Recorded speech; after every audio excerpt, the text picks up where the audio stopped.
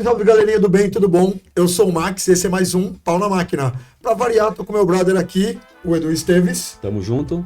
E aí, Edu, quem é que tá com a gente hoje? Bom, primeiro eu tenho que falar uma coisa que é muito importante.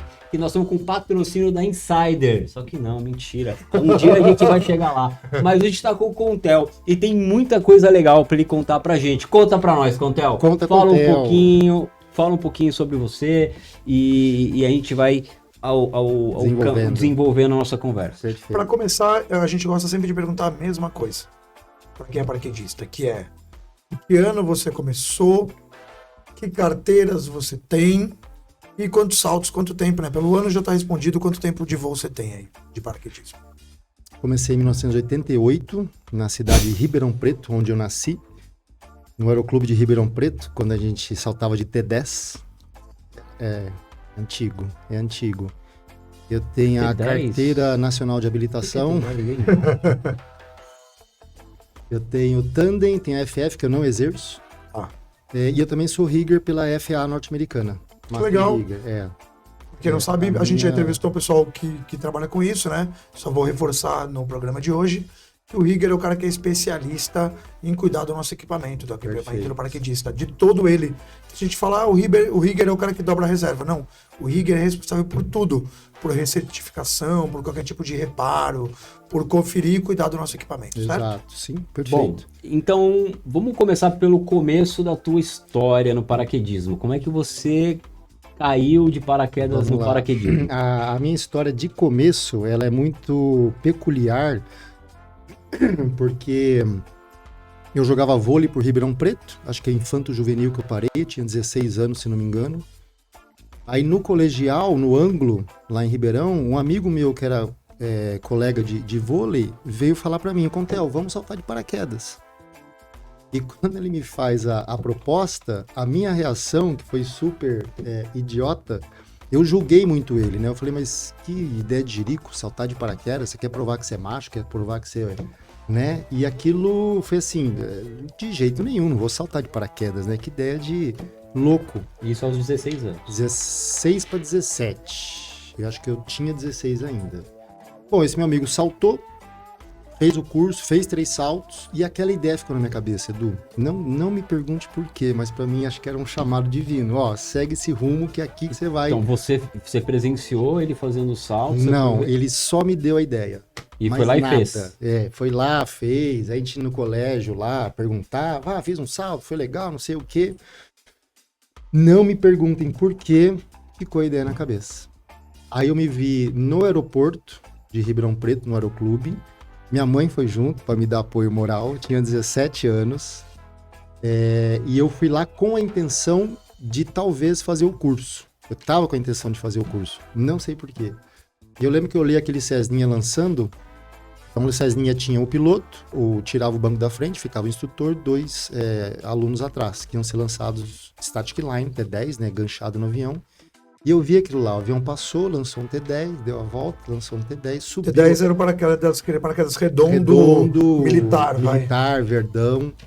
E acho que subiu até 1.200 metros para lançar o instrutor, que fez uma queda livre. Aí quando eu olho aquele pontinho caindo, meu lábio começou a tremer. Que legal.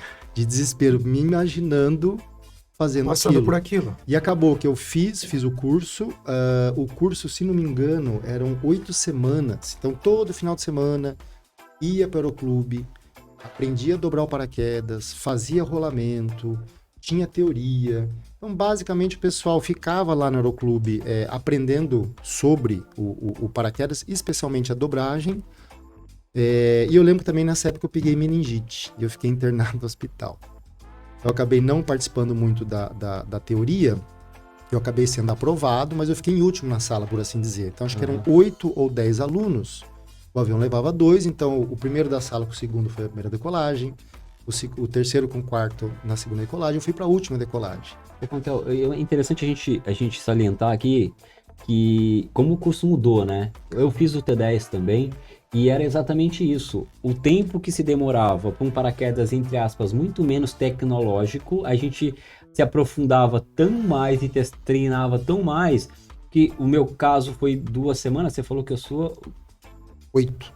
8 semanas. 8 semanas. Repassando as coisas e tudo mais. Eu fiz em 2 semanas, depois tinha toda a parte prática em Americana, né? E era uma coisa muito mais assim. E hoje a gente faz um curso FF em 10 horas, com muito mais tecnologia, com DA, dispositivo de abertura automático, 3 argolas, desconector, um monte de coisa a mais, e a gente faz isso de uma forma muito mais dinâmica, não sei se tão eficiente, Mais rápida, talvez eficiente sim, porque tem muita tecnologia de voo hoje, né?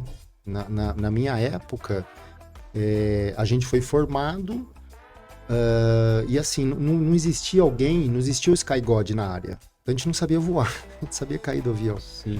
Né? E a evolução era essa, você fazia um enganchado, mais um enganchado, um terceiro, um quarto. Lá pro 7º, 8º, se você tivesse culhão, você já fazia o primeiro livre. Primeiro livre. E lembrando que o primeiro livre era com paraquedas redondo, sem disparador automático do Sem reserva. nada, Você sem tem nada. que abrir. Era você com você Se mesmo. você não abrir, você vai bater forte no chão. E o planeta é duro. O planeta é duro. Então eu tava lá no avião pro meu primeiro salto da vida. O avião tava entrando na reta e eu olhei pro instrutor e falei assim, esse cara nasceu pra saltar. Olhei pro meu lado, minha colega, essa daí tá com paraquedismo na veia, mas o que eu tô fazendo aqui, mano? E olha a maluquice, né? Talvez os dois tenham parado e você tá aqui com a gente hoje, né? Sim. Paraquedismo me fisgou. O que mais me pegou forte no começo era a turma. Era muita risada, mas assim, de doer a barriga. Isso era uma coisa que tinha muito, né? A Era o gente clube. fazia um grupo. Era o clube. Esse grupo hoje é muito dinâmico. A gente acaba, tipo, você conhece esse cara hoje, amanhã você já não vê mais, você já vê um outro novo, mas nessa época eu lembro realmente era isso, né? A gente via as mesmas pessoas nos finais de semana, conversava, conhecia, falava com a pessoa durante a semana, não tinha celular, tinha que ser no telefone mesmo. Eu queria saber quantos queda livre você fez de redondo? Não vou saber te falar, mas se eu checar minha caderneta Mais eu ou menos. consigo. Eu vou chutar aqui 9 enganchados. Meu primeiro livre foi o 10º salto, se eu não estiver enganado. E eu devo ter feito mais uns 25 redondos, talvez menos. Porque em Ribeirão eu fui um dos primeiros, tivemos em 4, que comprou paraquedas próprio. Né? O meu primeiro paraquedas foi um Vector. Já era retangular, né? Retangular. O reserva, eu coloquei um convencional. Eu paguei $1.500. Eu tinha a opção de colocar um reserva quadrado, um Swift, eu acho, colocando mais $400. Eu não tinha o dinheiro, eu comprei com reserva convencional. Ficou uma pedra o reserva. Quem dobrou foi o Juninho. E o meu principal era um Cruise Light, todo arco-íris, lindo. Preto, azul, verde, amarelo, laranja, vermelho e preto. O primeiro Eu achava o paraquedas mais lindo do mundo. Também depois, eu fiz 16 saltos duplos, olha. 16 saltos de queda livre com paraquedas redondo. Uhum. Foram 6 de TU, depois foram 5 que chamavam de paraceio e para commander. Mais 5. E aí só que eu comprei um equipamento da cascata, né? Porque antigamente era assim, né? Você tinha um equipamento, ele tinha um equipamento e eu não tinha equipamento. Aí você ia comprar o novo, você vendia o seu pra ele e ele vendia o dele pra mim. Só que essa cascata devia ter mais ou menos uns 8 pessoas. E eu peguei um equipamento, o Underhog, lembra? O Underhog com reserva convencional sem batoque e um Strat Cloud Nossa. que aparecia naqueles vídeos, sabe aqueles vídeos que a gente via? Que tinha aquela fita cassete que a gente colocava e tinha aquele pessoal se pendurando na cauda do avião que abria a porta, assim. O meu equipamento aparecia lá, olha lá, tá vendo? O seu equipamento tá lá. Olha só isso, que loucura que é. E aí você se forma, e qual é o próximo passo? Eu me formo, a grande virada que eu dei, sendo membro do Aeroclube, foi comprar meu próprio paraquedas. Tá. E quando eu compro, 2 coisas acontecem, né? Primeiro, quando você compra o seu próprio paraquedas, você pode ir nos eventos da Federação Paulista, que são eventos de bandeco, de bandeirante. E quando você fala em evento de bandeirante, você sai do motor a combustão, o Cessninha que demora uma eternidade para subir a 1.200 metros, que a gente falava sempre em metros na época, né? E pegar um bandeco, que é turbo-hélice, em evento, geralmente, sei lá, em cidade grande, na praia já aconteceu. E aí você conseguia fazer 3, 4, até 5 saltos num dia. E grátis. Com inscrição. Aquela inscriçãozinha grátis. da organização. Mas as vagas eram patrocinadas pelo governo. O Bandeirantes era um avião era um avião militar do governo. Militar e os pilotos eram treinados a lançar paraquedista, então eles aproveitavam essa hora de treinamento e cediam à confederação que distribuía entre as federações. Então, muitas das assembleias da confederação eram disputadas pelas federações para ganhar essas horas. Geralmente eram distribuídas conforme o tamanho da federação, né? A quantidade de atletas. Claro que as menores federações talvez não conseguissem 1 hora, mas acabava dando 1 hora alguma coisa para ter o mínimo, né? Isso ajudava muito a desenvolver o esporte na época. Porque saltava mais alto, você tinha mais queda livre. Né? O barato do paraquedismo civil é a queda livre, né? A gente começa com o paraquedas redondo, copiando lançamento de tropa e tudo mais, mas o pessoal quer o tesão da queda livre, o orgasmo, então eles começam a adaptar, começam a surgir várias indústrias em garagem de pessoas, enfim, de paraquedistas que acabam criando a indústria civil. E me diz uma coisa para saber se é verdade. Há um tempo atrás, eu falei com um amigo que hoje em dia é coronel, e eu falei para ele, tá tendo salto de Bandeirantes numa base aérea que eu conheço, né? E eu falei, qualquer hora dessa eu quero saltar. E aí, quando eu falei isso com ele, eu tinha 50 saltos. Ele falou, Max, deixa eu te falar uma coisa. Um cara com 400, 500 saltos, que quando sai a primeira vez do Bandeirantes, parece uma tábua de passar, sai rolando que nem uma tábua de passar. Porque o vento é muito forte. O Bandeirantes não é um avião que você vai lançar a 50 nós, 60 nós, é muito rápido, é verdade isso? É verdade, por conta até do treinamento dos pilotos, né? Então você tinha também a questão da pilotagem, penso eu, tá? Se eu estiver enganado. Então o piloto ele tem que lançar o militar a uma determinada velocidade. Por conta de regra de segurança. Agora, quando você traz para o paraquedismo civil, aí você vai ter pilotos mais bem treinados e conhecedores da necessidade do paraquedismo. Né? Então, uma coisa é um avião militar lançar os militares dentro de condições altamente seguras, e outra coisa é um piloto com destreza, com capacidade técnica, reduzir o avião e não deixar que ele estole quando o pessoal vai para a porta. Entendi. Então, sim, Bandeirantes na época que a gente na verdade, eu não duvido do coronel. Tanto é que na época eu falei, coronel, eu tenho 50 saltos, eu não sou ninguém. Até acertar. O que você disser é o que eu vou fazer. Na época ele era major, se não me engano. Aí eu falei, vou fazer o que você disser. Aí ele falou, então é melhor você ficar no chão. Na hora que você tiver muito mais saltos, aí a gente conversa sobre isso. E esse salto de técnica, né? Como era de Ribeirão Preto, então nosso núcleo era muito pequeno, pouca gente. Então já era super conhecido Boituva e também Azul do Vento.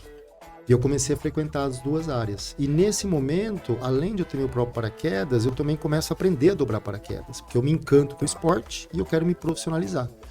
Então, o início meu como profissional e também empresário, eu comecei a vender camiseta, adorava fazer estampa e comecei a dobrar paraquedas. Ô Clotel, só voltar um pouquinho nas aeronaves militares, a gente não tem mais esse tipo de ação, né? Ocorreram, acho que aconteceu algum tipo de acidente no lançamento uma vez, de alguém que tenha batido no profundor, alguma coisa, ou teve uma abertura prematura na porta? Aconteceu já, e acho que por conta disso pararam de usar os bandeirantes, que acho que foi uma reserva prematura na porta, que o avião veio a cair. E também as Forças Armadas começaram a deixar de ter tanto, né, apoio ao paraquedismo, até porque o paraquedismo por si só começou a se mover por conta própria com a chegada dos turbohélices. Né? E Boituva, Azul do Vento e Campinas foram pioneiros. Dos militares você saltou em quais? Eu saltei do Búfalo, do Hércules e do Bandeirantes. Em 3 eventos que eu fui. Isso. E depois no recorde brasileiro em 94. Não, 94. Não, 94 não. 2004 em Florianópolis, que foi de Hércules. Não tive nesse. Que foi fantástico. Eu tive num recorde que seria mundial, não sei se até hoje, lá de lançamento de mais... Quantidade. Mas foi lá fora, né? Foi no Rio de Janeiro. No Rio de Janeiro? Foi uma lenha divertida. Foi muita gente. Que louco, imagina você parar isso aí. Foi 500? Talvez, não me recordo. Mas foi gente pra caramba. Nossa, que loucura. No recorde mundial, 220 na separação já era loucura, era que se abria, sempre tinha alguém. O bom é que lá. tinha, né, muita pista, muita área, então lançou com bastante espaço. E foi um recorde simples, mas é um recorde, né? Todo mundo saltou, uma galera. Mas aí voltando ao histórico, né, quando você fala do rigger, Chega um momento que eu tô indeciso o que eu quero fazer da vida, né? Eu gostava de paraquedismo, tava na época do colegial, prestar vestibular, faculdade e tudo mais. Primeiro vestibular não passei, pensei em biologia, medicina, teria uma ampla gama, né, de possibilidades, mas não sabia o que queria da vida, em termos profissionais. E no segundo ano... Ninguém sabe com 17 anos, viu? Pensei em biologia, que eu estava fazendo scuba, biologia marinha. Mas eu lembro de uma conversa informal que a gente teve uma outra vez sobre um lance de piloto. O piloto veio antes ou depois do paraquedismo? Aí, quando eu tô nessas de não saber qual faculdade que eu vou, enfim, ingressar, no paraquedismo em Ribeirão Preto, eu conheço o Hipólito, que na época ainda né? Ele é militar, ele era piloto de caça, e o estilo de vida dele me encantou. Eu sou Top Gun e salto de paraquedas. O que mais eu quero dessa vida? Mais nada. Mais nada. Mais nada. Então, quando eu conheci Hipólito, eu fiquei encantado. Né? Ele morava no Rio Grande do Sul, pilotava Chavante. Ele era paraquedista também? Era paraquedista. E ele era um cara muito fuçado para Ribeirão Preto. Ele é um cara top, porque ele via do meio militar, e ele era de Ribeirão Preto. E aí eu decido fazer a Academia da Força Aérea. Então eu vou num cursinho especializado, frequento esse cursinho. E naquela época, que foi quando o governo Collor assumiu, teve o confisco da poupança. E com esse confisco, cortaram os exames daquele ano. Então todo mundo que estava cursando para se tornar cadete da Força Aérea e estourava a idade, que era o meu caso, e a maioria da sala onde eu estava, acabou o sonho. Não tinha mais, no meio do ano. Então tudo aquilo que a gente investiu de estudo, de tempo, de energia, passar no teste, não teve. E aí eu fiquei meio sem chão, completamente sem chão.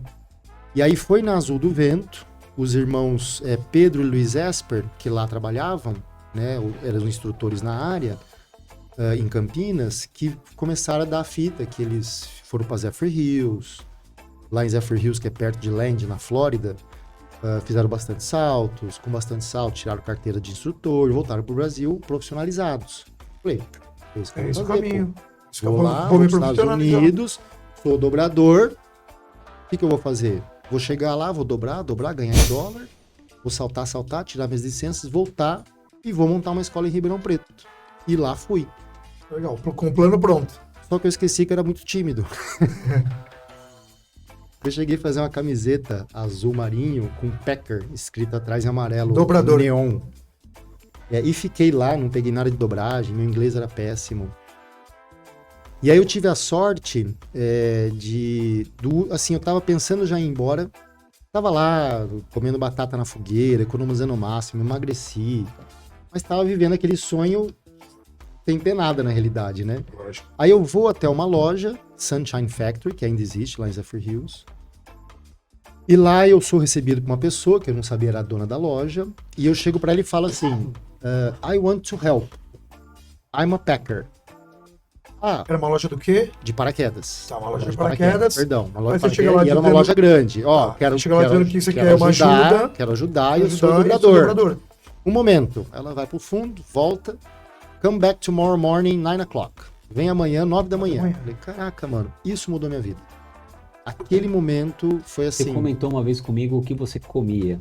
Foi bem interessante. Como é que eram as suas refeições? Então, antes de eu conseguir esse emprego na loja, era salsicha no micro-ondas, com pão de hot dog, e à noite batata na fogueira. E pimenta e sal. Eu, assim, tava economizando o máximo. E morava acampado na área de saltos. E aí, quando eu volto no dia seguinte, Às 9 horas da manhã. às 9 horas da manhã, eu tenho super larga experiência em dobragem de paraquedas principal. Sou um cara, enfim, solidário, comecei a ajudar todo mundo. Já tinha lá os riggers no loft, então era uma loja grande que vendia muito paraquedas e fazia muito manutenção de paraquedas em Zephyr Hills. Então eu começo a ajudar essa galera e começo a aprender, pouco a pouco, né, todos os serviços que o loft oferecia. Na época, trocar velcro, que é uma coisa que hoje não tem mais, né? Tudo é tuck tab.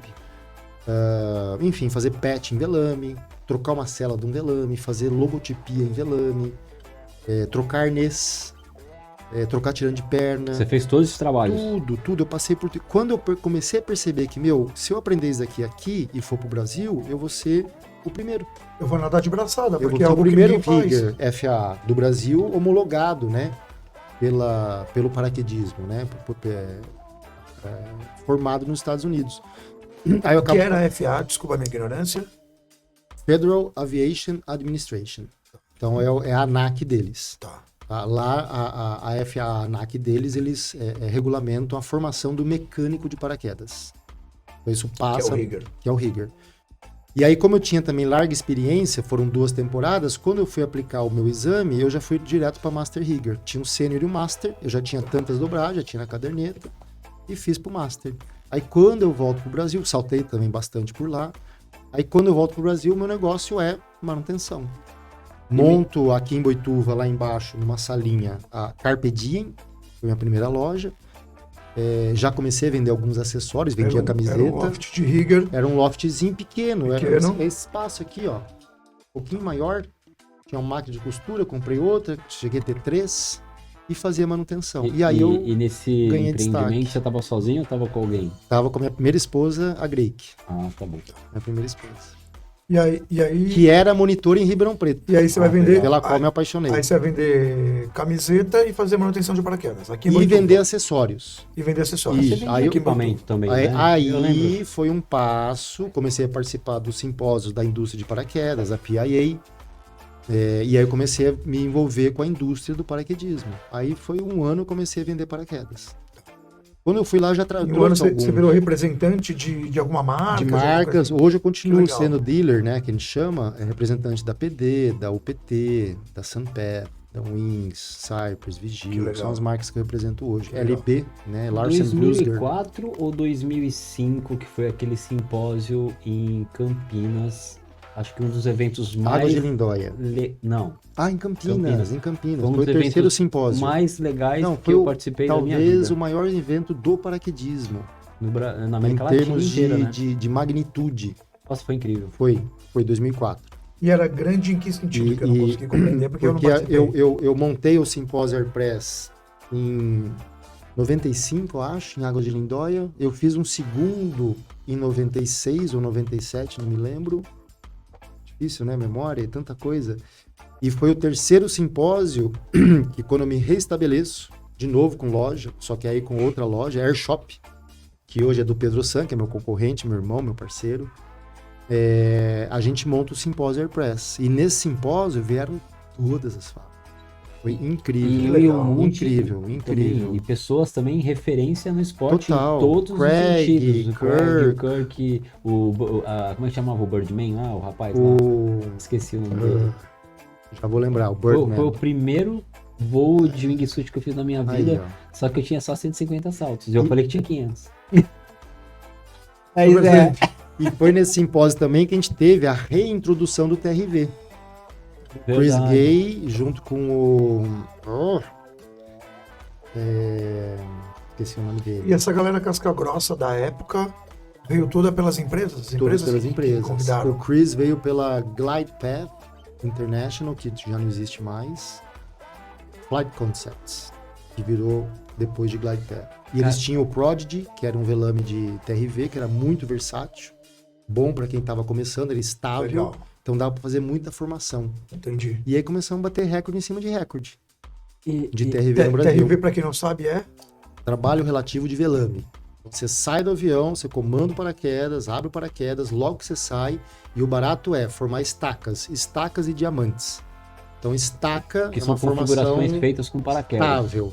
Estaca você vai pegar a célula do de baixo, com as mãos, depois passar as pernas pelas linhas, e com uma estaca. Pode fazer uma estaca de 3, 4, 5. Quando você faz uma estaca de 9, ela começa a ficar suscetível A instabilidade. A estabilidade atmosférica, ainda mais Tá. camada de vento.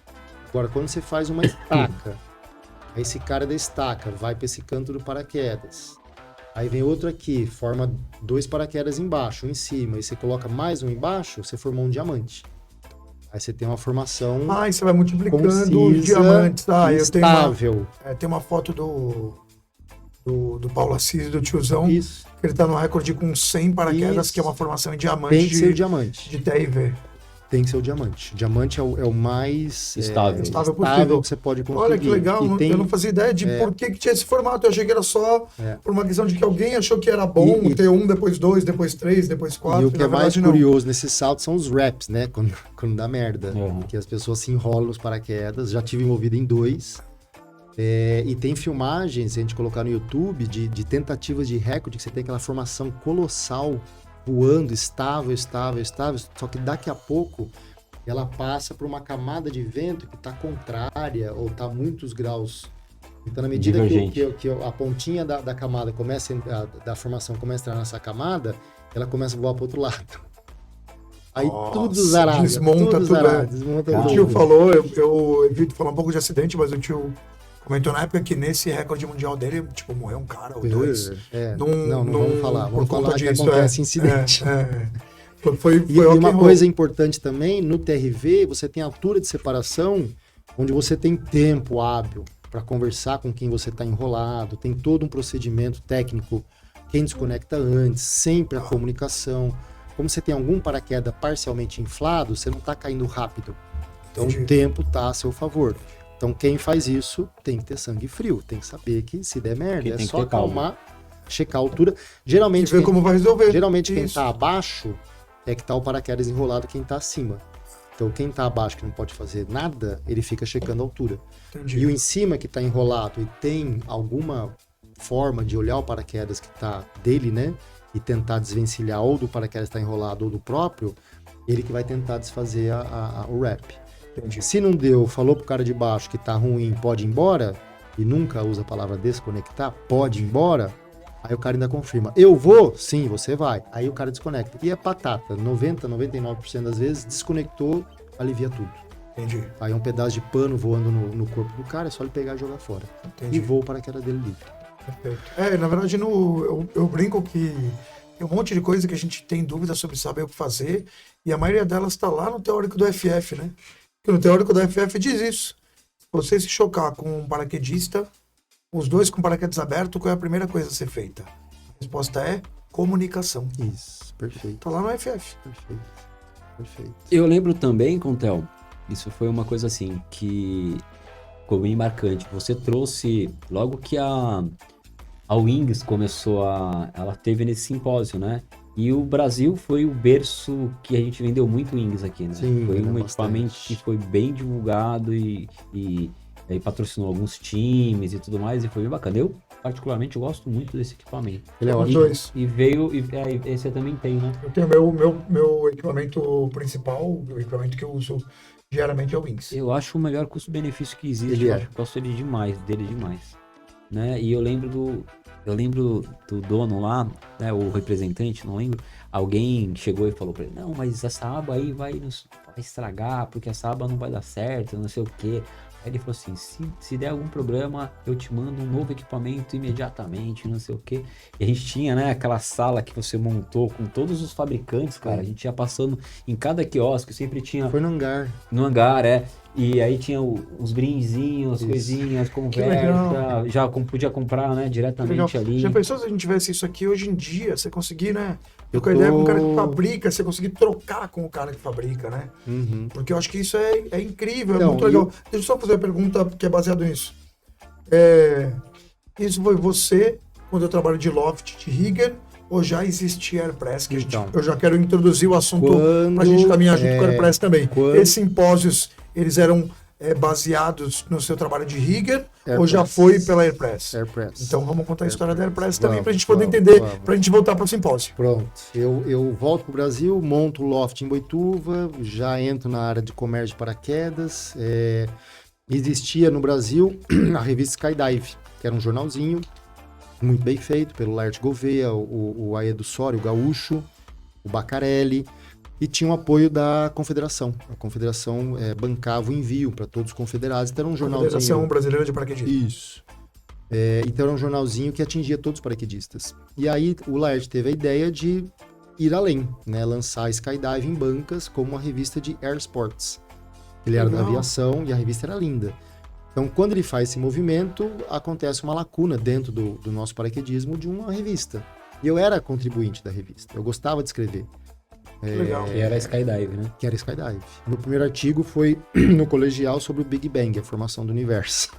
E aí você continuou Eu escrevendo, fiquei você super gostou, contente então. que eu saí como autor de um artigo. Então eu tive o ímpeto de também fazer uma revista. Tá. Né? Assim que abre esse espaço. O cara que era tímido de conversa era bom de texto. Talvez. Oh, era um jeito de estar lá. Pronto. E aí a confederação não me dá apoio. Também não tinha muito relacionamento, muita política, vamos dizer assim. Não era tão conhecido, né? Penso eu, por isso que não deu certo. E assim que a gente sabe que não havia sido prometido, falado, mas não deu apoio, a gente começa a fazer assinatura. Então, na segunda edição, eu tenho lá em casa, eu já começo a promover com alguma publicidade, para estimular a pessoa a assinar a AirPress. Entendi. E foi uma situação peculiar, porque nunca na minha vida eu recebi tanto cheque em casa.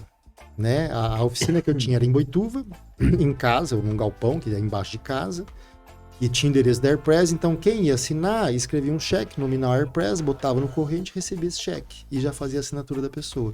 Então não existia Pix, não existia WhatsApp, não existia... Nada, nem TED, nem DOC. E-mail já existia. TED Doc não, era cheque. Não. Aí, Então, agora me diz uma coisa. Decolou. E aí, assim, você tinha um loft, depois veio a revista.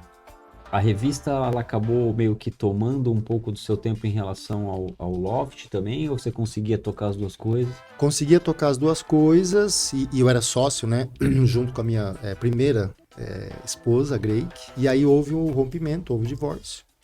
Entramos lá no acordo amigável, ela ficou com a loja, eu fiquei com a revista. E quando eu fico com a revista, e nós ficamos juntos 10 anos, foi uma mudança muito radical para minha vida, né? E na época eu estava um pouco cansado do paraquedismo. Sempre gostei, né? Mas eu pensei, puta, o que eu vou fazer agora com essa revista, né? A Greik tá com a loja, não vou montar outra loja. Eu vou para São Paulo e vou fazer essa revista maior. Vou fazer essa revista ir pra banca. E aí eu conheci uma publicitária. Você conseguiu colocar lá em banca? Aí o que aconteceu? Ela com publicitária também, não? Sim. Pelo teu jeito de falar, eu não ia chegar nisso. Pelo jeito de falar. Tudo bem, vamos lá. Foi. Eu conheço a Patrícia, a Paty Juliás, e eu conheço através do Ricardo, meu xará, que trabalhava para uma revista Scuba, de mergulho. Tá, conhecida. Foi indicação do Nicolas, com o qual eu fui membro do time Cavoc, que eu fui campeão brasileiro de 4-way 2 vezes, estreante intermediário. E o Nicolas, que era publicitário, falou, conversa com o Rico. Você quer lançar uma revista? Conversa com o Rico, ele trabalha na Scuba. E aí, conversando com o Rico, ele me deu todos os bizus. Como lançar, o que fazer e tudo mais, me deu uma assessoria. E aí ele apresentou a Patrícia, que trabalhava na Editora Abril, saiu para montar uma empresa própria de representação comercial e publicidade em revistas. E lá a gente começou, teve uma tarde, uma noite, que a gente teve um brainstorm. Falou, sua revista, nunca vou esquecer, a caixinha de joia dentro de uma gaveta, dentro de um gaveteiro, dentro do armário. É um nicho muito pequeno. Então você precisa ampliar esse nicho. A palavra que ela usou, nicho muito pequeno, precisa ampliar. Eu fiquei entre esporte radical e esporte de aventura. E quando veio a palavra aventura, eu já... Não, é isso aí, vou fazer uma revista de aventura. E aí com essa revista, que a AirPress se transformou, né, Aventura e Ação, que eu toquei ela acho que quase 10 anos, eu pude, assim, viver muita coisa, Max. Eu viajei bastante, conheci lugares maravilhosos, natureza farta. E aí ela foi pra banca? Banca total, Tá. banca total. Anunciante de peso, marca de carro, contas de governo, tipo Petrobras, Perfeito. Caixa Econômica, porque a Perfeito, revista perfeito. tinha relevância, tinha abrangência. E outra, era uma revista muito bonita, muito atrativa. E a revista tratava não só do turismo de aventura, que na realidade é o turismo de natureza, como também de questões de consciência socioambiental. A gente também tinha isso na revista. Então, com isso, eu consegui atrair muita publicidade, porque o assunto o leitor interessava. Porque o assunto ecologia, porque o assunto ecologia estava em voga. Acho que dá, era gigante, né? E o contato com a natureza. Né? E acho que da Eco Rio, lá da Rio, do evento do Rio pra cá, no Brasil, Não. a gente né, mudou o foco. Acho que a gente Mudou começou bastante. a ter um foco muito grande para a questão da preocupação com a natureza. Consciência ambiental e de tudo mais. consciência ambiental. E essa revista me proporcionou 2 grandes viagens, né? Uma delas foi conhecer a Antártica, que foi muito especial, Olha que incrível. muito singular. Foi uma viagem assim muito mágica, magnífica, única. Apesar de ser um grande deserto, lá é muito seco. Tem vida, tem natureza farta, que é peculiar de lá. Do que eu me lembro, que eles também fazem esse turismo, né? Um cruzeiro, um navio adaptado quebra-gelo para receber turistas. Não existe vida na Antártica, a não ser alguns fungos. O resto são passageiros. Você foi pro extremão mesmo. Não extremão, fomos em penínsulas. Mas já ia no lugar já em onde lugares, tipo, não vai nem pinguim visitamos lá. base, não era brasileira, visitamos base de científica, vimos pinguim, né? E a gente ia em determinados lugares, quando a gente for visitar a colônia do pinguim, foram super rigorosos, não cheguem perto. Nós não podemos assustá-los, nós não podemos ter algum impacto. Interagir com ele. Mas eles meio que interagiam com a gente, e era engraçado. Então essa viagem foi muito especial, muito bacana, conhecer a Antártica, é um privilégio, né? E aí outra coisa que eu acabei fazendo, eu nunca tinha escalado montanha, mas eu fiz corrida de aventura, que envolve mountain bike, envolve escalaminhada, envolve rapel, gostava muito disso, se perder na mata, orientação, usar bússola para seguir o mapa. Então era uma coisa que me cativou muito, corrida de aventura. E aí eu comecei a conhecer montanhistas, comecei a conversar com pessoas, aí me veio na telha, vou escalar o Aconcagua. Aí eu montei uma expedição com um instrutor de escalada, um guia de montanha especializado em Aconcagua, o Fernando Cruz, junto com um guia mineiro de Minas Gerais, que foi como videomaker, para registrar em vídeo e fotos. Um outro instrutor de escalada, que seria, vamos dizer assim, um suporte como homem de montanha. E convidei uma pessoa que virou um amigo meu, o Fernando Andrés, que é proprietário da Trilhas e Rumos, que é uma marca de mochila. Muito conhecida, por sinal. Sim. E nós fomos. Eu montei a expedição com o carro da Nissan. Nós saímos de São Paulo, tipo, às vésperas do Natal. A gente ia cruzar a fronteira da Argentina nas vésperas do Natal. Quando chegou cruzar a fronteira da Argentina, na barreira, o fiscal falou, olha, seu carro não tem seguro, né, para entrar na Argentina, então você não pode entrar. E eu não sabia disso. Então a gente volta para... Mas era factível? Volta para Foz do Iguaçu. Ficamos no hotel. Na manhã seguinte, eu ligo pro meu tio, no Natal, peço para ele mandar um fax do seguro do carro dele. Aí eu no computador mudo, o seguro falava alguma coisa do tipo, seguro válido para todo o território nacional. Aí eu fui lá e coloquei, e países do Mercosul. Aí eu imprimi numa gráfica rápida, voltamos para a fronteira, tava o fiscal lá, eu apresentei, tava dirigindo, apresentei, ele ficou olhando, aí apontei o dedo, pá! Ele olhou, e país do Mercosul, pode ir. Aí entramos, com seguro para ajuda. Jeitinho. E aí, foi um jeitinho, e aí a aventura foi muito especial porque a gente programou a aclimatação, que é muito importante em alta montanha. Quanto tempo foi de expedição? Eu acho que foram 14 dias. Incluindo a aclimatação. No Aconcagua, se não me engano, foram 8 dias. E teve uma passagem muito forte, que eu vou até me emocionar, mas acho que não. E qual altura, só pra saber? 7 mil metros. 6.962, acho que é a medição oficial. Assim, é muito alto. É muito alto. E o que manda é técnica, mas não precisava mais, que não tinha mais tanto gelo. Mas é organismo. E também estratégia. E a gente faz a gente vai até a base da montanha, vai um dia para caminhar até lá. Eu consegui, por conta da revista, um apoio de uma empresa chamada Inca Expeditions, que eu conheci na Adventure Sports Fair, que era uma feira de aventura que acontecia em São Paulo, na Bienal. E ele me deu o produto dele, que basicamente é suporte na montanha, até o campo base. Que produto que era? Hotelaria e logística. Tá. Então, o que ele vende? Ele vende carregadores, mula, Tudo que você e precisa. lá na base da montanha eles têm barracas grandes, tem cozinha. Você fica no hotel Olha, 5 que estrelas. incrível. Até que altura é incrível. isso? Campo base, Edu, eu precisava consultar. É que mais ou menos, quando você chega no 4 mil metros eu vou chutar. no campo base, é a última estágio antes de você subir Não. e descer. Ou ainda tinha mais um? Tem. Tá. O campo base é um local onde dá para frequentar, dá para chegar com uma certa facilidade. Tá. Que não é tão íngreme, é alto. Então lá eles conseguem montar estrutura, helicóptero pouso tranquilo lá. No pico não, é quase impossível, que eu saiba. E nós chegamos até Campo Base. No Campo Base a gente ficou 5 dias para aclimatar. E o que é aclimatar? É beber bastante água para o organismo processar a falta da hemácia, né, do glóbulo vermelho, para suprir o oxigênio que tem que rodar no teu corpo.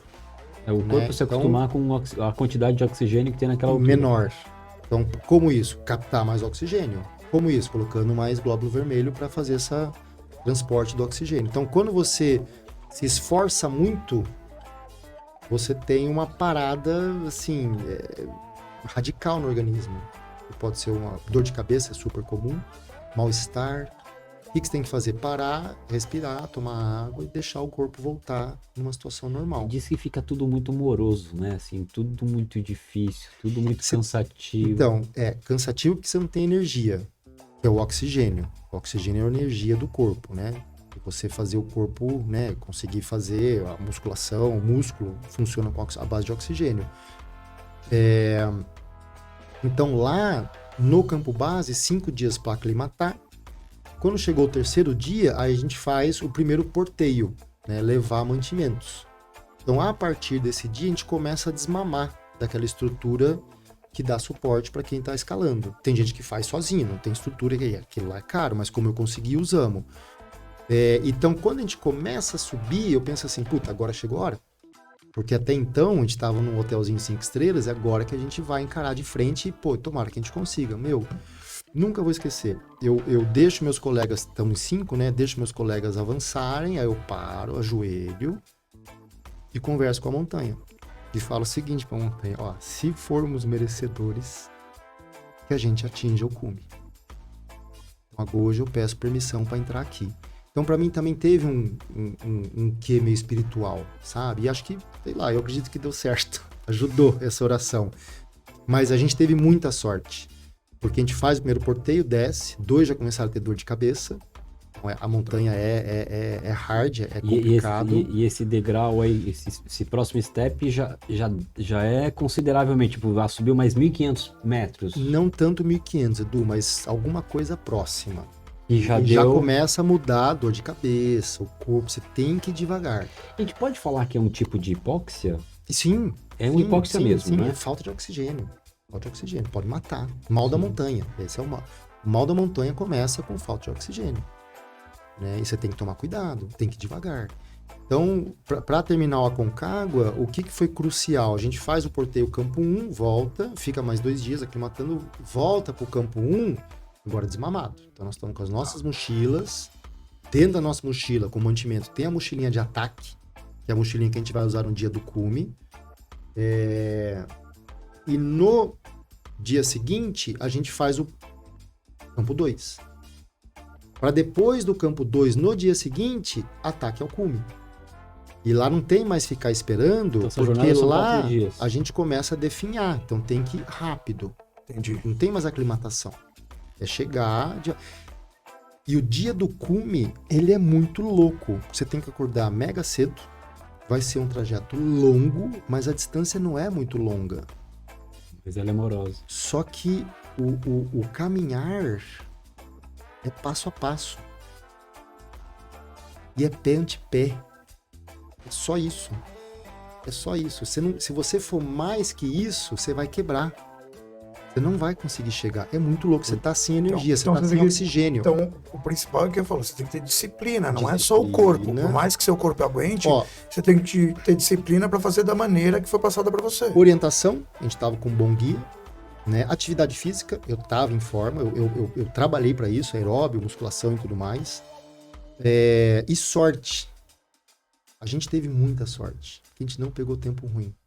Então, o que também castiga montanhista é temporal. Variação de tempo, né? Temporal, Nesse dia você vento. demorou quantas horas pra chegar no cume? Puta, Du, tá na matéria. Eu precisava ler a edição, Assim, tá em mais ou menos, casa, aí mas tudo. eu vou chutar umas 6 horas. E aí você chegou lá em Ou cima. mais. Você chegou lá em cima e tava lá em cima e tava no cume. E o cume, como que é? Isso não é sacanagem não, porque daí, né, tem uma alusãozinha a sacanagem, mas não é isso que eu tô falando. Eu tô dizendo assim, que eu já vi gente falando assim, tá, eu cheguei lá em cima, aí eu olhei e tal. Falei, tal, não. Tem gente que se emociona pra caramba porque é uma conquista, com certeza. É muito difícil. Como você tá falando, é passo a passo, 30 centímetros, 30 centímetros. Como que foi chegar lá em cima? Cara, pra mim foi uma realização muito forte. O melhor de tudo é que todos nós chegamos. Ninguém ficou pra trás. Ninguém ficou pra trás. O nosso guia, instrutor, o nosso guia, ele passou mal. Ele talvez devesse ter ficado, mas ele foi insistente, então ele foi parrudo, mas correu risco, né? Assim que acontece morte na montanha, você começa a passar mal, ele tava passando muito mal, ele urrava de dor, mas ele foi insistente. Mas dor do insistente. quê? Do corpo? Você começa a ter falta de oxigênio, é como se, eu nunca passei por isso, né? Primeiro a cabeça explode de dor e depois você pode ter algumas câimbras absurdas, o corpo dói, é dor intensa. Eu sempre vejo o pessoal subindo, não pode descer tipo de esqui, né? Ou pode? Pode. Pode. O paraglider, ele foi inventado através do paraquedas de montanhistas que subiam montanhas e não queriam Para descer. rápido. Que legal. Eu não Que sabia irado disso. Que história legal. Assim nasceu o paraglider. Então, montanhistas que faziam essa subida, pra descer, muito mais rápido. Tem história de paraquedas, que o cara conseguiu subir e o cara morreu na descida. Tem história de cara que morreu na descida. Sim. Você fala, puta, brother. Né? Conseguiu chegar lá e aí não conseguiu voltar. Mas a pessoa que não volta ou foi acometido por algum temporal muito forte ou já estava quebrando, já estava mal. Então tem que tomar muito cuidado. Por isso que é bom, importantíssimo, bom guia, que sabe o que está acontecendo, hidratação. Assim, eu tomei muita água, gente, muita água. E era orientação, então eu só tomava água. Fazia xixi pra caramba o dia inteiro. E eu não tive uma dor de cabeça. Que legal, que porque bom. eu só tomava água, além de alimentação. E quando a gente volta, eu tô muito mais magro. Perdi muita massa magra. Então a montanha castiga. Mas... Tem um amigo nosso que salta aqui na escola que fez também. Não sei qual das montanhas que foi. E ele perdeu qualquer coisa como 15 quilos, 16 quilos. O cara é grande, é forte, ele voltou, magro. Define. Consome. E aí, você chegou lá em cima aí? E, pra mim foi, missão cumprida. Orgulho de mim mesmo. Tem foto, tem tudo. Tem capa da edição da Aventuriação. Eu com a minha revista Aventuriação no cume no topo das Américas. Que bacana. Depois de ser pai, foi a maior aventura da minha vida. Lá com o carro. E aí você volta. Eu vou puxar, eu gosto sempre de ir puxando o fio da história, tá? Vamos lá. Você volta, a Airpress tá... Já chamava Airpress? Airpress e Aventuriação. A Airpress e Aventuriação, e as duas. Continuei fazendo o informativo da Airpress. Eu deixei um pouco deslocado o segmento. E aí você tá lá com a Aventuriação. E aí você já tá vendendo banca, você é editor da revista, é isso? Isso. Ela é sua e você é editor. Eu faço, uma coisa importante, a Aventuriação, ela tinha tiragem mensal igual a Airpress. A Airpress eu lembro que era mensal. Pelo menos na época. No começo a Airpress foi mensal, todo mês, quando não tinha internet, nada, a informação era só através do papel impresso. E a Aventuriação, quando eu lanço ela, a Airpress está mensal, a Aventuriação é mensal, mas depois eu começo a mudar e fazer algo como uma bimestralidade 45 dias. Então, pra Airpress ou para Aventuriação? Para Aventuriação. Eu estava tendo fôlego, é uma editora pequena, uma revista que realmente teve um impacto muito forte no meio editorial, com esse apelo, né, de turismo de natureza. Então não chegou a ser mensal, porque era muito trabalho fazer mensal. É muito difícil, né, Contel, a gente conseguir pauta, né? Você, conseguir colaborador que tinha pauta o tempo inteiro pra você suprir, encher revista e Na- ter uma coisa legal, né? Na aventuriação, Edu, eu não tinha essa dificuldade, porque realmente era um assunto muito diversificado, se a gente pensar que no turismo de aventura, nos esportes de aventura, tem muita coisa para se falar. Muita abrangência, né? Muita, muita. E acabou que a revista teve muita notoriedade no segmento, ou nos segmentos, né? E a feira de aventura que acontecia na Bienal era o ponto mais, assim, fudido da gente congregar todo mundo. E a revista tinha notoriedade. Muitos paraquedistas foram para as baladas da aventuriação, que a gente conseguia patrocínio de uma marca de cerveja, que não era Heineken, ou era Heineken? E a gente fazia baladas lá, chamava todo mundo do paraquedismo, iam lá, então fazia uma mega de uma free beer e lotava o stand. E enquanto isso, como é que tava a tua questão do paraquedismo? Você cuidava só da revista? Aí eu tava ou você já fazia alguma coisa em paralelo com o paraquedismo? saltando pouco. Eu lancei a aventuriação, eu acho que foi em 99. Eu me mudo para São Paulo em 98. Só que aí em 2004 eu volto, faço o curso para piloto tandem na Azul do Vento e lanço o simpósio. Aí eu começo a me restabelecer no paraquedismo, mas não saltando tanto, né? Fazendo duplo na Azul do Vento, depois eu paro um tempo.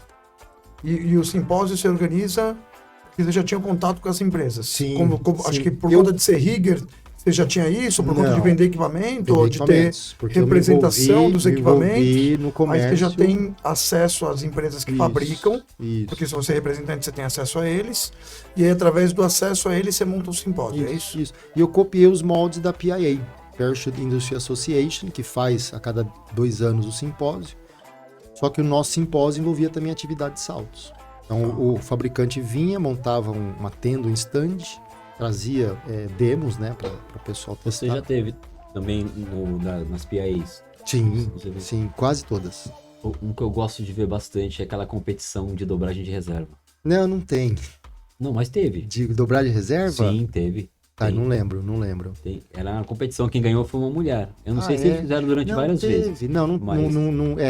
Mas eles faziam competição de dobrar a reserva o tempo mais Foi. rápido possível. Dobrar Foi. inteiro. Reserva. Foi.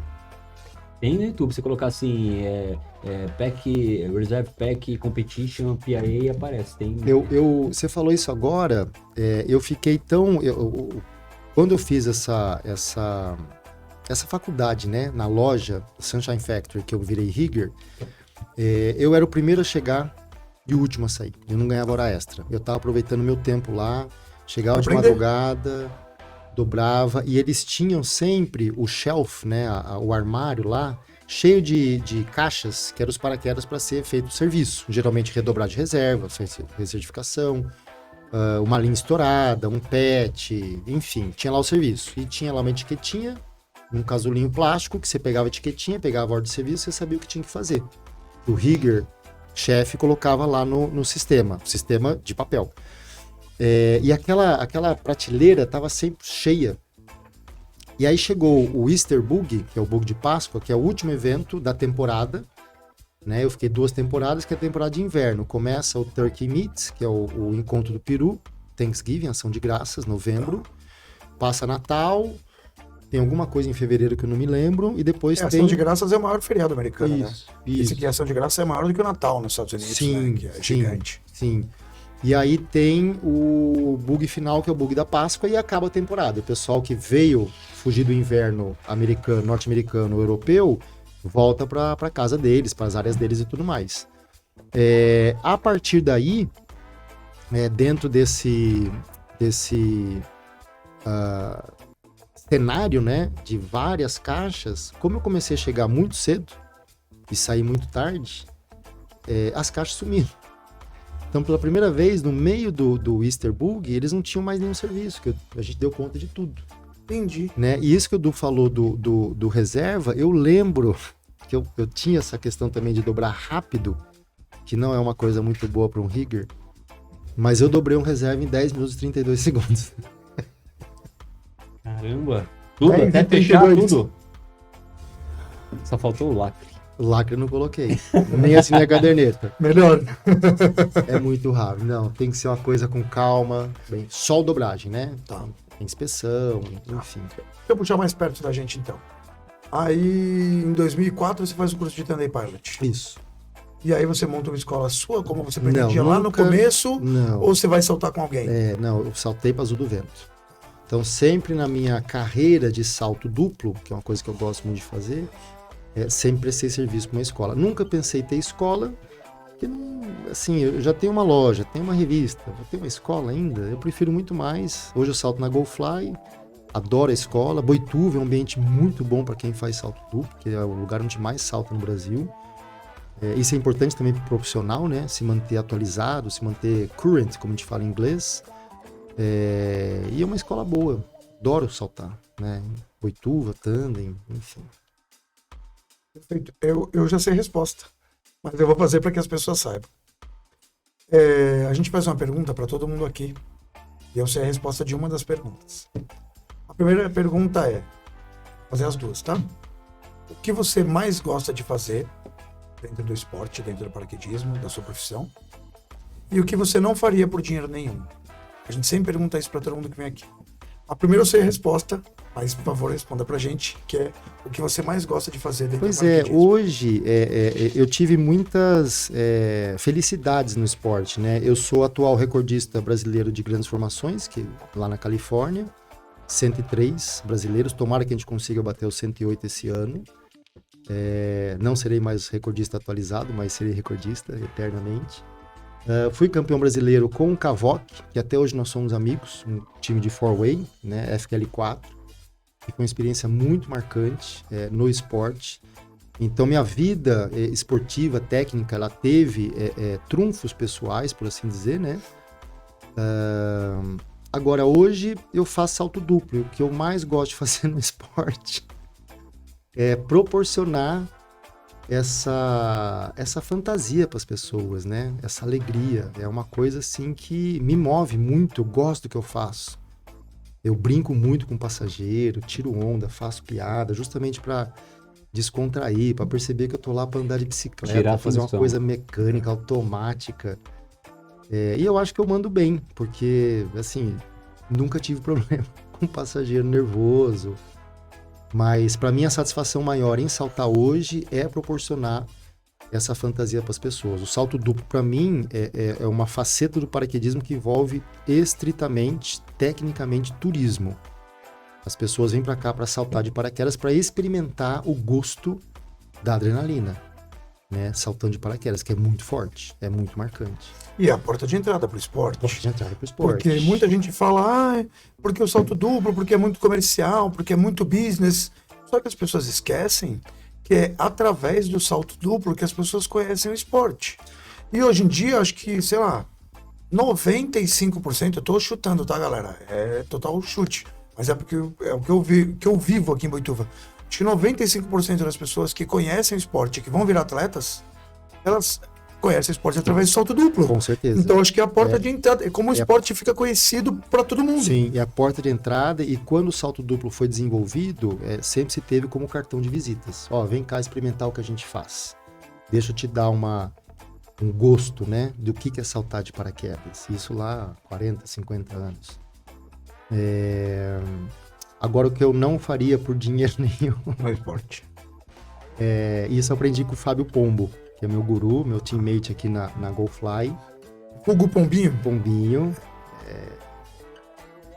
Saltar com criança que não está confortável em saltar. Então, a gente tem uma faixa etária, né? 10, 13 anos, depende da identidade e tudo mais. Mas é importante a criança não saltar antes dos 10 anos, por conta da formação aqui do labirinto. Pode ter muita dor, então a experiência não vai ser legal. Então, já nivelar por aí. Agora, se eu for saltar com uma criança, que não aconteceu isso ainda, e eu senti que essa criança está desconfortável, e isso eu aprendi com o Pombinho, né? Então, o pai tá lá, a mãe tá lá, levando a criança, ela quer saltar, será que quer? É o desejo do pai, né? É o desejo do Isso. pai. Então, conversar com a criança, talvez até na frente do pai, acho que é assim que o pombo faz, e falar, olha, pai, não é o momento dele. Suas filhas já saltaram? Não, ainda não. Não. A minha filha saltou aos 14 porque queria muito Pronto. fazer, muito. Já o meu filho já tá com 13, tá tranquilo. Então, Quer saltar? Quero, pai. Pode ser semana que vem? Pode. Ah, então tá bom. Quando ele chegar Não pra mim e quer falar tanto, assim, não quer tanto assim. pai, agora eu quero saltar mesmo, quero ver como é que é. Aí ele vai. A Manu me deu febre em 2021. Ela tava com 11 anos, desculpa, 9 anos. 2019. Enfim. E eu falei, não, filho, eu te levo. 7 sim. Sem parar, 7 vezes, alguma coisa assim.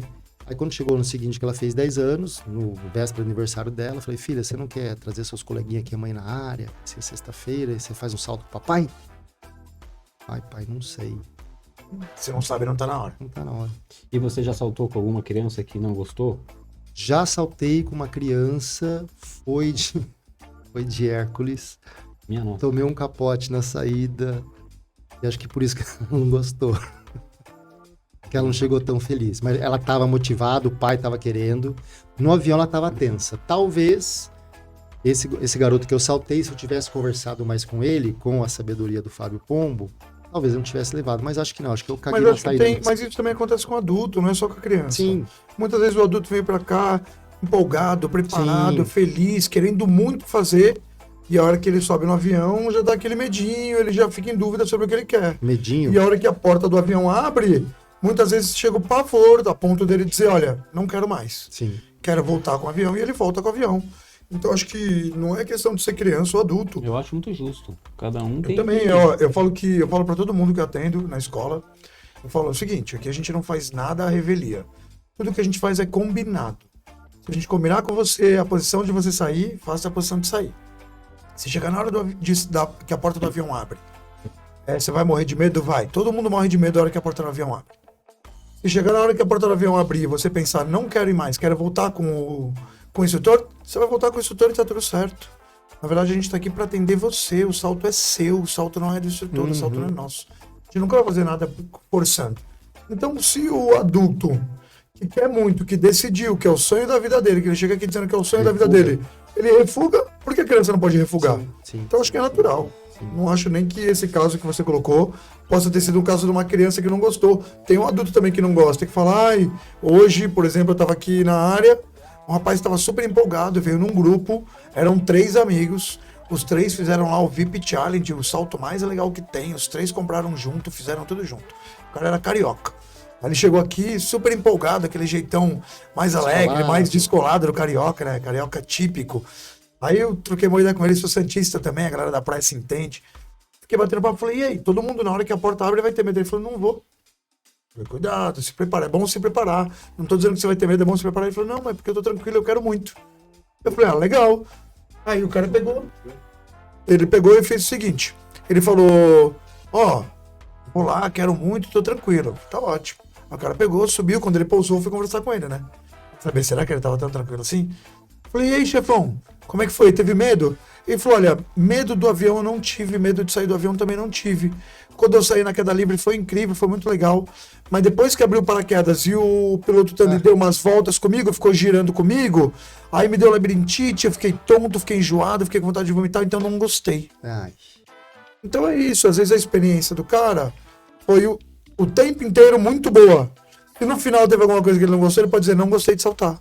Então acho que é normal, é natural, não tem nada pessoas demais. que eu vi falando isso. Teve uma vez que Que eu não tava gostou, lá, eu também acho muito raro, é muito Não, raro. raríssimo. Fui filmar raríssimo. uma senhora assim, e aí, legal, como é que foi? Qual a melhor parte? Gostou? Ela, odiei, eu não quero. Quer dizer, é raro. Super. É raro. Muito E raro. falando sobre saltar com criança, eu saltei com uma criança, filha de uma paraquedista, e não foi bacana pra criança. E era uma criança, já tinha 13 anos, 14 anos. Ela queria, Du. Então, esse filtro, eu não pensei nesse filtro, porque assim, a mãe tava tão. Hoje Sim. eu tenho esse discernimento. A mãe tava tão empolgada de estar no avião E poder com a proporcionar, filha, né? e para ver aquele momento. o que eu faço, o que eu acho incrível, que ela não se preocupou, né? E assim, eu fiquei pouco chateado, porque, né, você também quer Lógico. dar pra mãe aqui, Mas às o vezes, filho aqui. mas às vezes a primeira experiência não foi tão boa, vão ter outras. Vou dar um exemplo pra vocês, tá? Eu acho que ela não volta. Não, mas vou contar. Felipe Assis. É o Lirão, né? Que é um monstro, o cara voando é absurdo, o cara é, né, incrível. O Lirão teve, sei lá, umas 6, 7, 8 experiências ruins. Um dia eu vou convidar o Paulo pra vir aqui pra gente entrevistar ele, mas tem um monte de história que o Lirão, eu quero. Aí quando ele voava era ruim, ele não gostava. Eu quero, aí ele não gostava. Porque o pai era dono de escola, o pai era recordista, ele queria ser igual ao pai. Ele ia e não gostava, ele ia e não gostava, ele ia e não gostava. Só que ele começou a voar em túnel, acho que com Repetição. 11 para 12 anos. Com 14, acho que ele já era instrutor, uma coisa assim, já trabalhava instrutor de segurança e tudo mais. Com 16 ele fez o FF, ele mandou um head-down no FF, ou seja, o moleque já voava muito, hoje em dia voa muito, é incrível. E a didática dele é boa, ele adora, você vê na cara dele que ele ama o que ele faz. Mas ele teve um monte de experiência ruim até ter uma experiência boa. Até ele realmente gostar. Acho que foi mais por insistência até dele mesmo, de querer, é isso que eu quero. Mas toda vez que ele voava, não era legal. Salto de balão, tem um monte de... Uma hora eu vou chamar eles pra poder contar a história pra gente. Contel, o nosso técnico ali tá falando, ele quer fazer uma pergunta pra você. Só pra perguntar, quando a criança tá com medo durante a decollagem, você fala com uma criança que faz saltos, por exemplo. Eu lembro que eu senti quando eu fui fazer meu primeiro salto duplo, como que você... qual que é a psicologia que você vai falar pra criança pra deixar ela mais calma? Eu vou só repetir a pergunta dele, porque como ele tá sem microfone, talvez nem todo mundo consiga ouvir aqui, tá? Então o que ele perguntou é que caso uma criança esteja com medo, qual a tua técnica, o que você faz pra poder ajudar a criança a tá mais tranquila, tá mais segura, né? Se você tem algum jeito de lidar com isso. Você saltou com que Tá idade? certo, Luquiano? Essa é a pergunta? Tamo junto, essa é a pergunta. 16 anos. Você ficou com medo com 16 anos? Nossa, a decolagem pra mim foi terrível. No Na hora foi... No chão você tava com medo, você tava tenso. Cheguei com Eu vou responder em 2 etapas, né? Teve um dia que me chamaram na escola, falou, esse passageiro é pra você. O cara era forte, personal, jovem, ele queria saltar, de qualquer jeito, ele queria saltar, era um desafio pra ele. Mas ele tava assim, eu nunca vi um cara tão apavorado na minha vida, mas ele queria saltar. Pra ele era assim, uma situação de fazer acontecer. Aí eu lembro que eu fui na sala VIP, conversei com ele, ele tremia, só de pensar em fazer o salto ele já tremia. Então eu conversei muito com ele, ele estava apavorado. Já subi no avião por último, para ficar do lado da porta, mas não do lado, um pouco fora, para ele não ver o janelão aqui do lado e ficar com mais medo ainda. E durante a subida, eu fui conversando muito com ele. Aliás, ele me agarrou a mão, parecia um casal. O pessoal zoando no fundo do avião. Tô olhando para isso. Normal. O negócio aqui não é bem isso, mas enfim. Então, segurando na mão dele e conversando com ele. Não esquece que hoje é o dia que você vai se libertar desse medo. Você vai saltar. Você vai conduzir a gente. Eu só vou te jogar do avião. Então, eu comecei a aproveitar essa oportunidade que ele estava tendo, que com certeza foi uma catarse interna, para valorizar ao máximo. Saltamos, abriu o paraquedas, ele chorava sem parar. Eu me emociono de lembrar, de emoção. De alegria. E a gente gritava, isso aí é foda e não sei o que lá. Então, esse estágio de medo que eu vivi com esse passageiro é um pouco além daquilo que você me perguntou, porque ele já estava em pânico, mas ele se superou. Inclusive, ele voltou outro dia para saltar, o segundo salto dele, e quando eu vi ele, eu quero saltar com você. Não, beleza, então aí coloquei o altímetro na mão dele. O que foi? Não, você vai comandar o paraquedas agora. Legal. Então imagina a satisfação dele de conseguir superar os medos internamente. Isso não tem preço, né? Você conseguir fazer isso. Agora, quem tá no avião e eu percebo que fica tenso, o que eu acho que ajuda muito, né? O Tandem Pilot, o instrutor, tentar passar o máximo de tranquilidade. Então, se tem Tandem Pilot que fala assim, você não pode fazer isso. Não esquece que você não pode fazer isso. Ó, mas não esquece, tem que fazer aquilo. Por exemplo, alguém pergunta, mas se eu esquecer? Aí eu falo, dane esse instrutor, ele que se vire. E daí que você esqueceu, né? Não é obrigação tua? Lógico. Então, quanto mais você deixar a pessoa não tensa, melhor. Quando você perceber que a pessoa tá com medo, é conversar. Tentar tirar onda. Então, acho Você que usa a técnica de respiração também? Você pede pra Não. galera respirar lento? quando a pessoa tá um pouco, que eu percebo, ó, começa a respirar devagar. Puxa mais o ar, solta mais o ar. Mas assim, modéstia à parte, é difícil passar comigo alguém que fique com medo no avião. Eu tenho que me desabafar pra você, Contano. Admiro, cara. É. Porque você adora uma coisa que eu odeio, que é saltar tandem. Eu adoro. E eu adoro proporcionar às pessoas. É um salto Não. difícil, Isso é um legal. salto técnico. Isso é legal. Ver a emoção da pessoa é uma coisa legal, ver a emoção da pessoa. Mas eu odeio. Quem tem que fazer, né? Eu já Acho te que a gente- admiro alguém no tem que fazer. FF, né? Eu tenho, assim, é muito mais fácil fazer tandem do que fazer um salto FF, que a responsabilidade é maior. De uma forma diferente, mas é bem maior. Salto tandem é muito fácil, né? Com todo o respeito à operação do tandem, que tem que ter. Mas basicamente é jogar alguém do avião junto.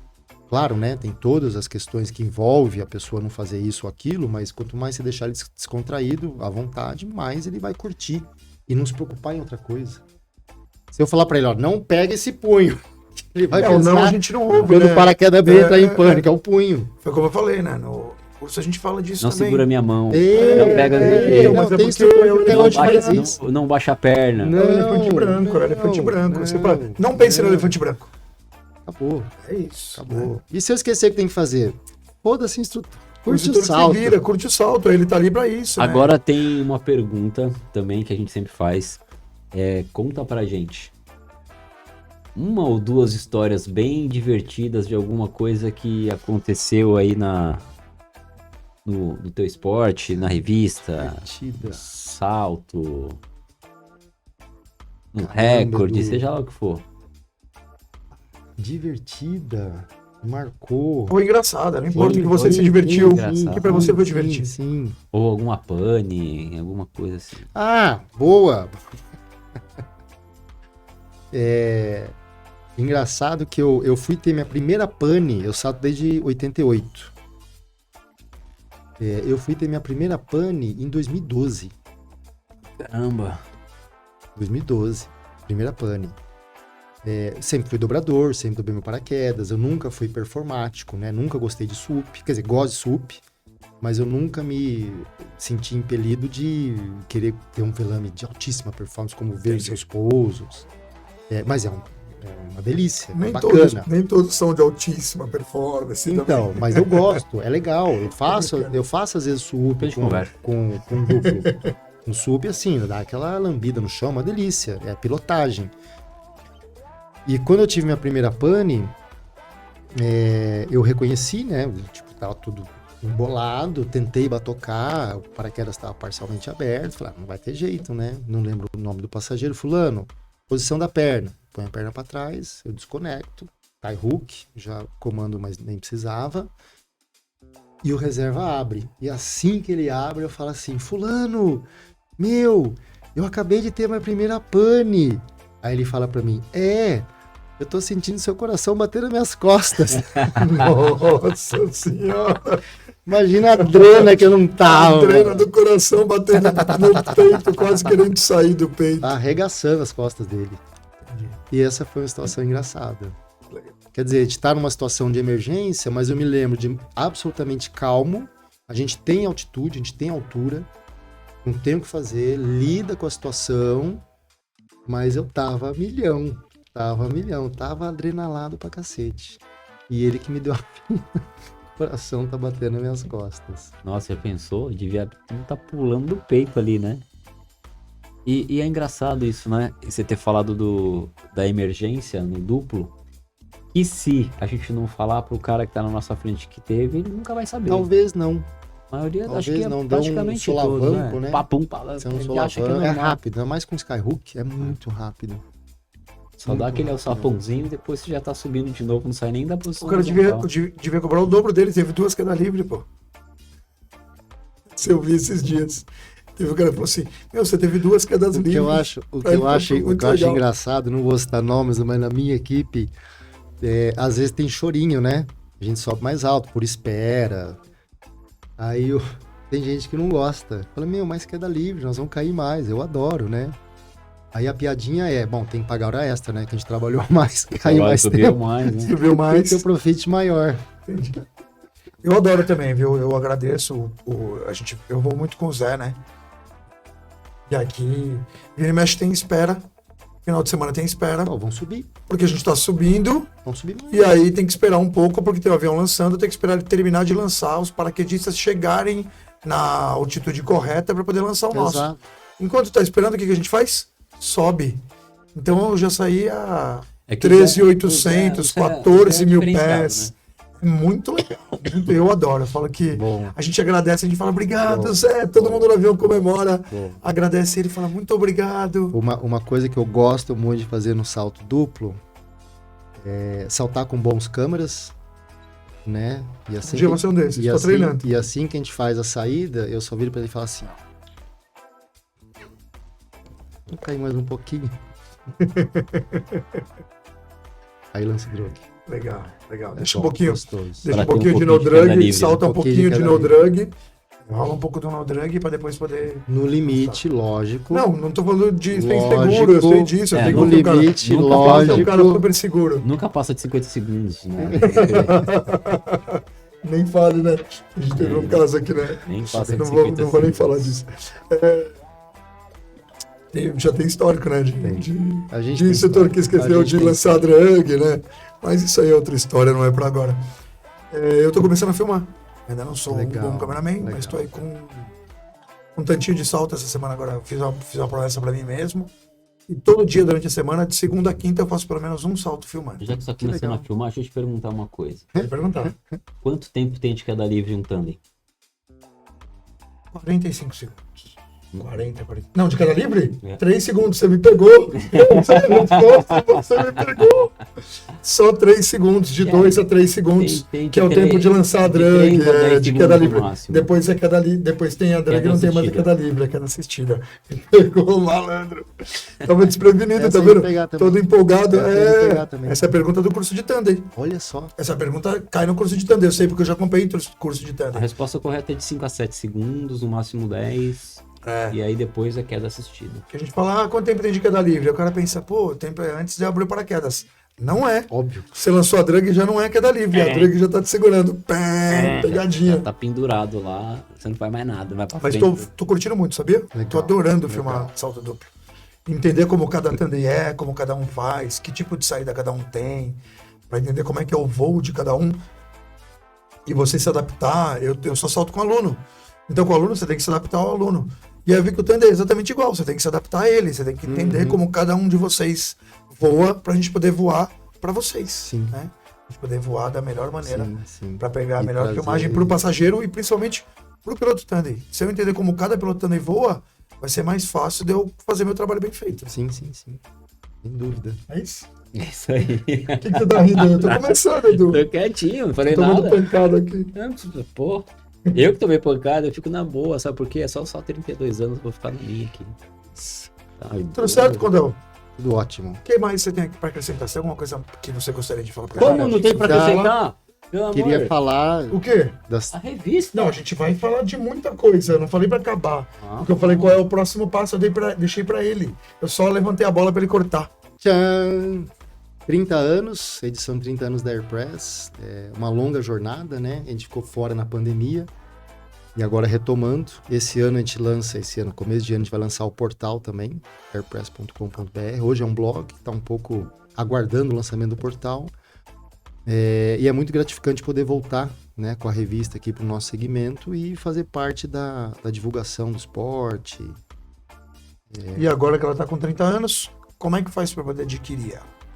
Nós vamos lançar no portal o membership, né, que vai ser quase como uma assinatura. Hoje a revista é distribuída gratuitamente através das federações participantes. Uma coisa muito importante a ideia também. é sempre ser impressa ou existe também a Nós vamos- digital? Nós vamos ter os dois. O digital talvez lance sim, coloque no portal, né, a revista digital, como acontece com a Parachutiste. Ela tem Aham. também a versão digital. Mas a impressa, vejo com dificuldade que ela saia de uso. Né? Porque é uma revista segmentada.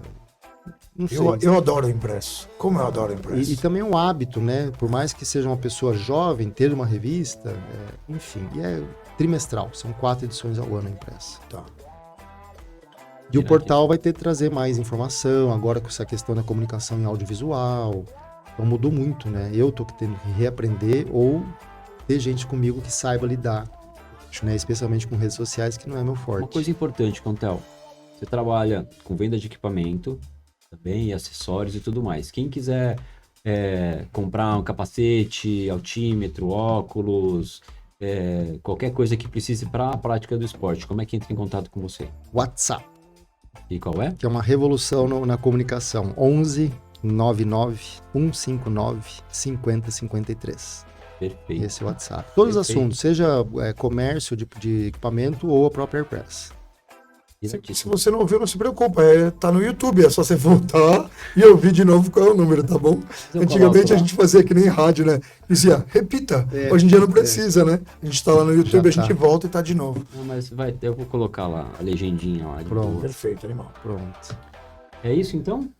Não sei, é isso. Gente, eu adorei, acho que tem muita coisa que a Porque gente o Contel pode... falou pra mim que ele tinha um compromisso, né? Antes de Às vir, 7h10, um depois, às e um 7h10. depois, e um É. depois. E ele tinha chegado aqui às 7 horas. 6h55, às 7h05 eu tinha que sair. Isso. A gente ficou. Eu não vou. A gente ficou namorando com o Theo. Vocês não fazem ideia de quanto tempo a gente tá namorando com o Theo. E eu vou contar a história aqui, tá? Do que aconteceu. A gente fez uma entrevista inteira com o Theo. Eu e o Edu. E aí eu cometi um erro, né? A gente cometeu um erro. E o áudio ficou muito baixo. A gente não conseguia ouvir a voz do Contel. O Contel é um cara super educado, que tem uma voz, né, muito legal. De veludo. A voz de veludo. E a gente perdeu o áudio dele inteiro da entrevista. Então a gente tá fazendo uma segunda entrevista para mostrar para vocês uma primeira.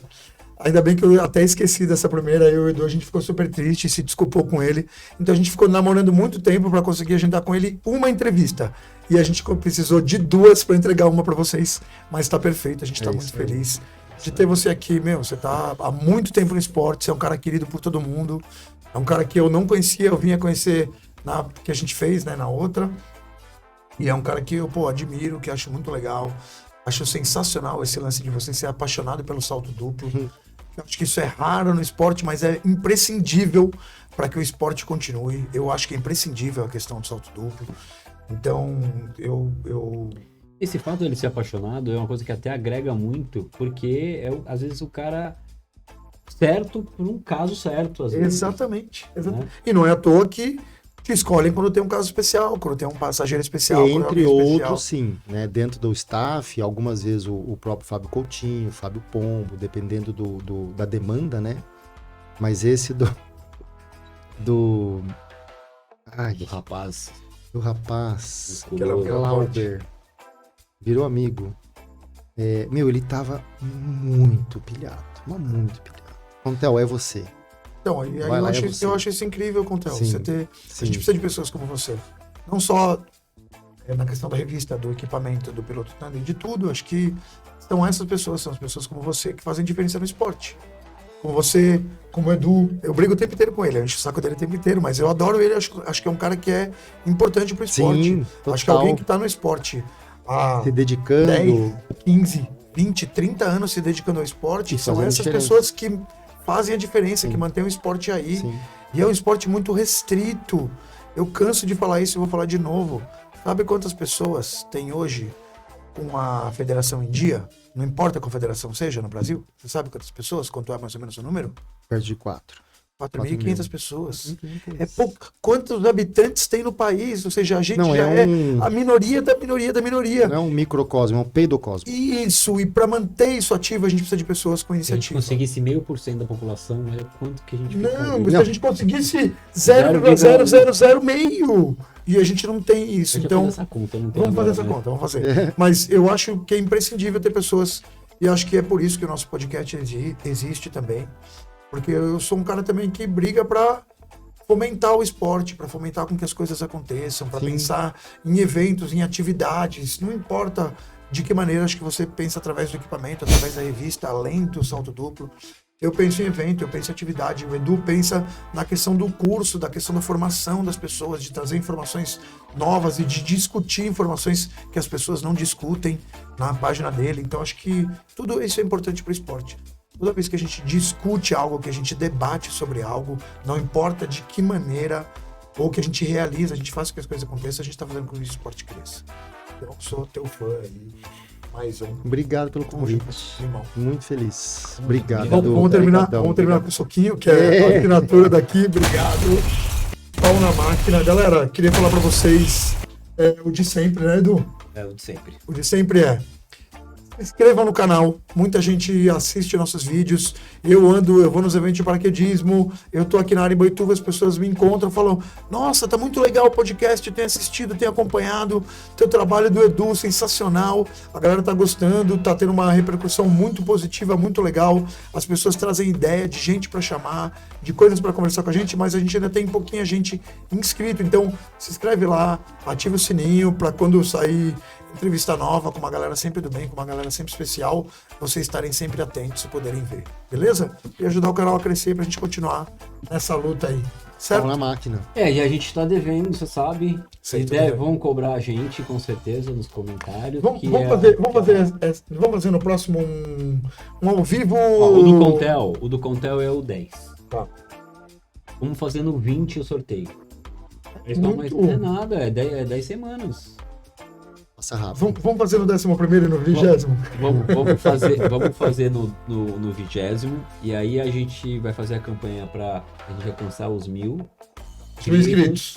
até lá, e aí o pessoal ajudar a gente pra gente chegar lá, pra gente começar a trazer insider pra nós.